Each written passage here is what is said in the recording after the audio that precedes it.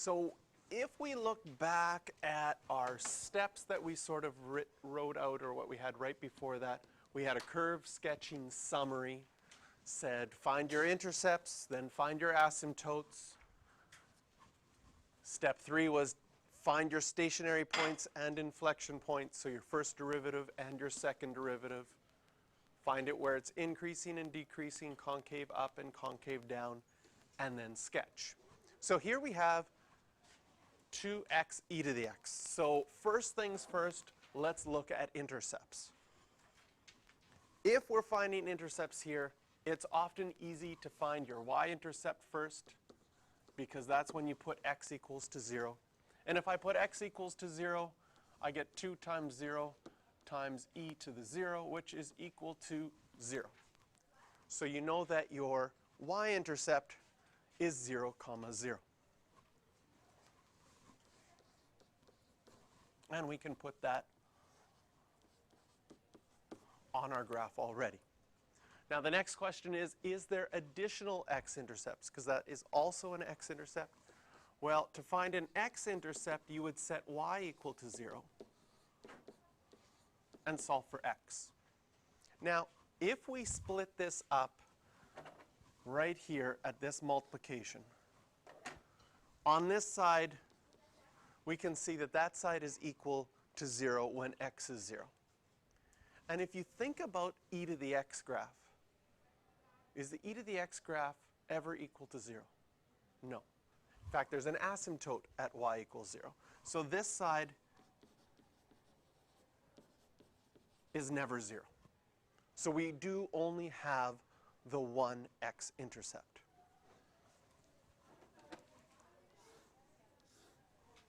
I'm going to draw lines here.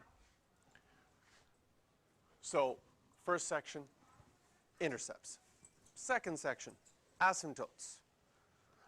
Can you see that there's going to be no vertical asymptotes in this case? Because you get vertical asymptotes when you have non-permissible values, and there are no non-permissible values here.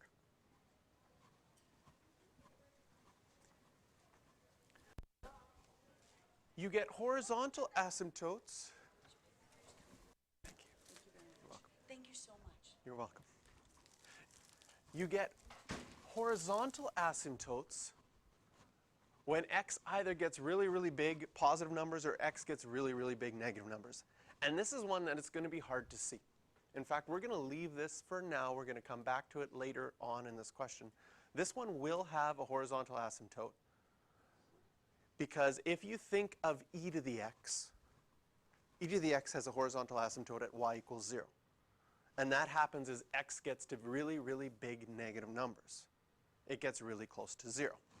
But the hard part in this question, okay, is the e to the x when x is negative gets close to 0, but 2 times x as x gets really big negative gets close to infinity.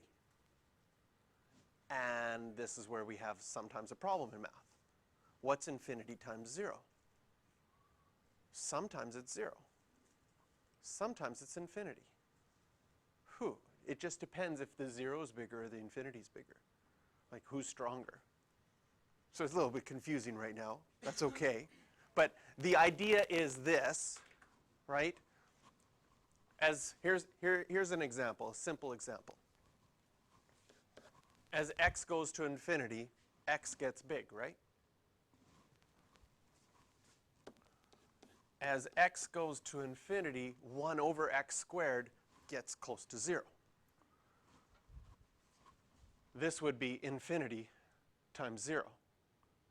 Is it going to be infinity or is it going to be 0? Well, if you simplified this, this becomes 1 over x, and as x gets really, really big, that should get close to 0. But I could have rewritten this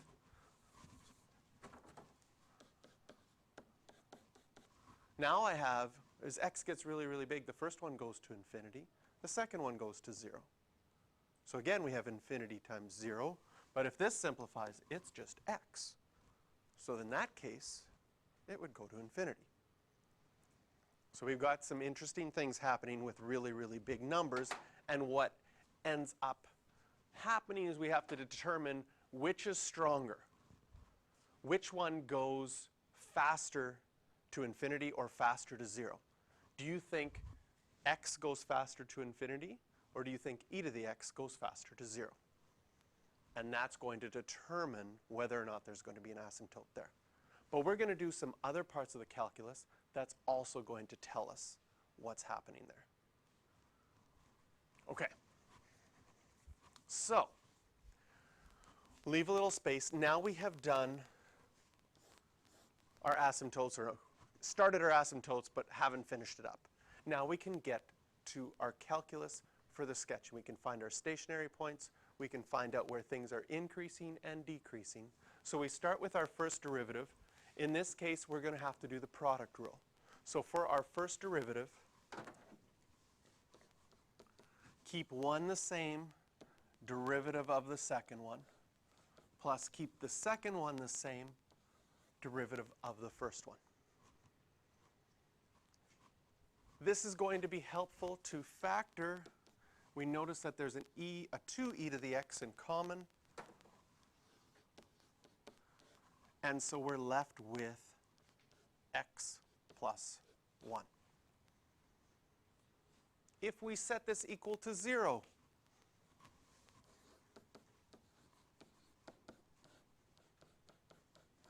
well, since it's already factored, we can split this one up. This side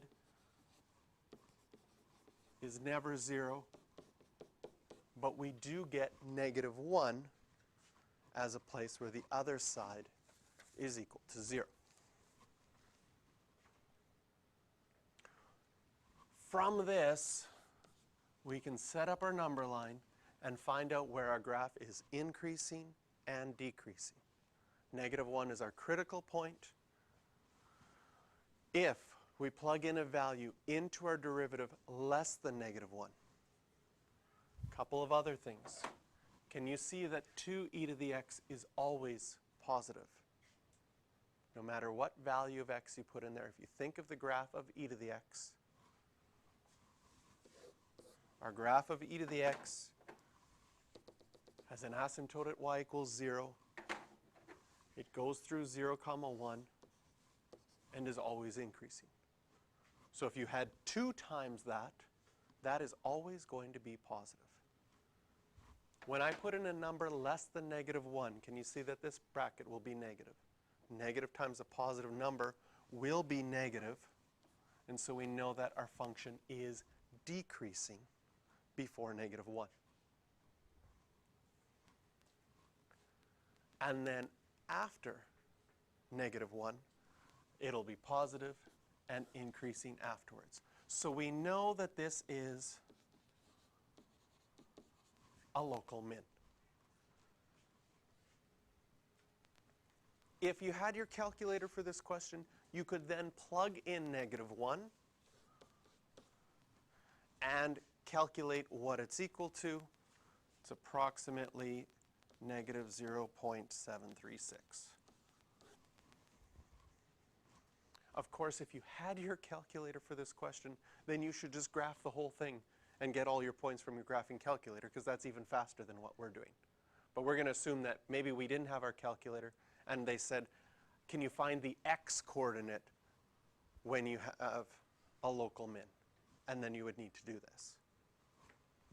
So there's our local min. We now know that it's decreasing before and increasing after. I'll draw 2 lines here, and we can do our second derivative. So for our second derivative,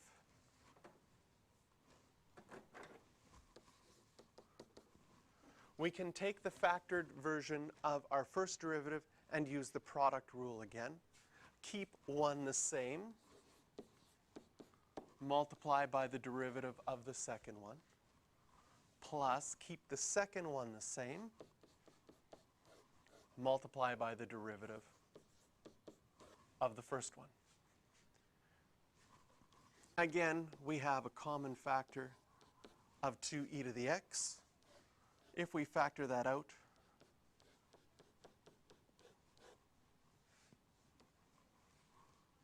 set it equal to 0. This one, again, still is never 0.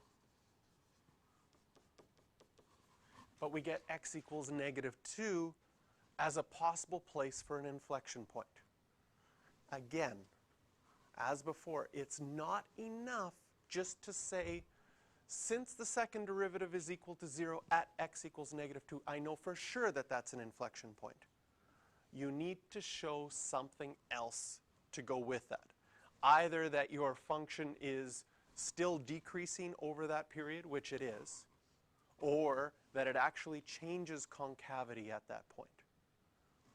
Now, to see if it changes concavity, we can set up our number line, put -2 on there. Again, this is always positive. So when I plug in something less than -2 into my second derivative, this section's negative, meaning that it's concave down. And then the other section, of course, plug a number into there, it will be positive, which is concave up.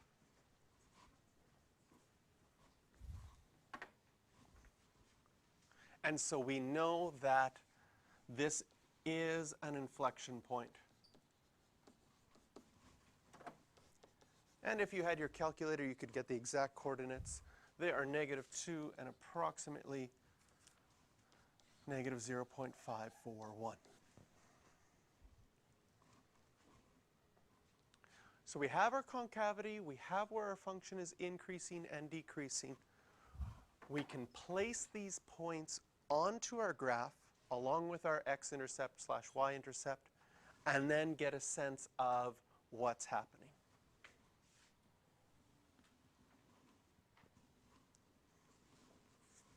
So we'll place, I'll estimate these points. So we've got -1, 0, -0.736, and -2, -0.541 as our 2 points. We know that our function is decreasing, increasing, and we have a change of concavity at -2. And to the right of -2, it's concave up. To the left of -2, it's concave down. So to the right part is going to be easy because that's got to go through these points.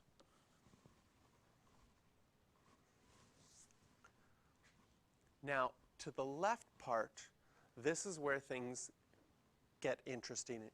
And we talked earlier about the horizontal asymptote. Okay? A couple of things that are going to help us with this left part. First of all, you might be tempted just to go like that. Okay?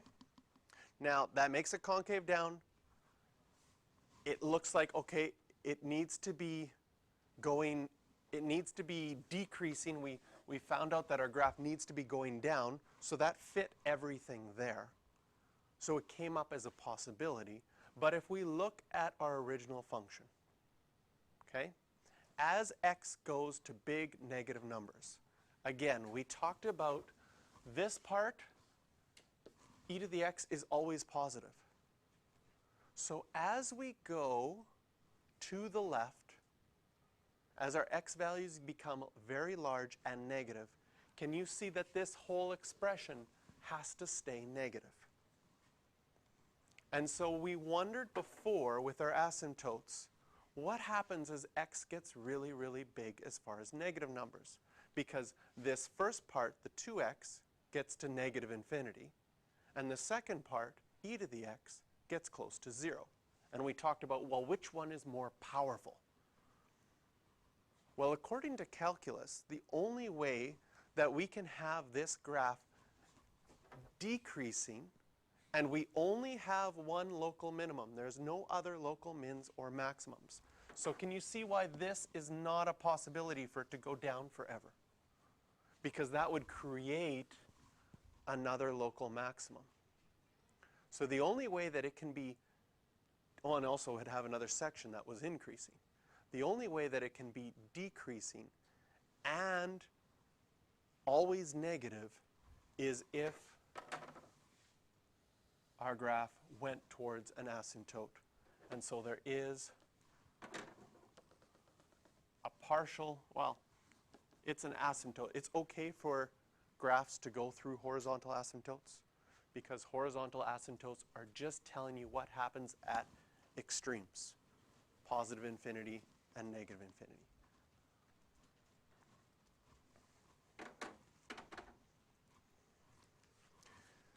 Now, often in a question like this, what they'll do on an exam is give you a range or a domain to work with.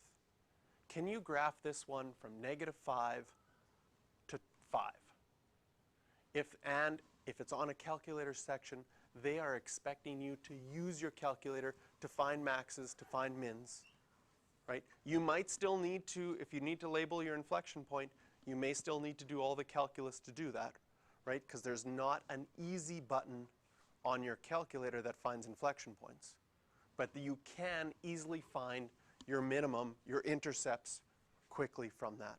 And anytime you're asked to graph a graph over a certain domain, you'll also need to label your endpoints on your graph.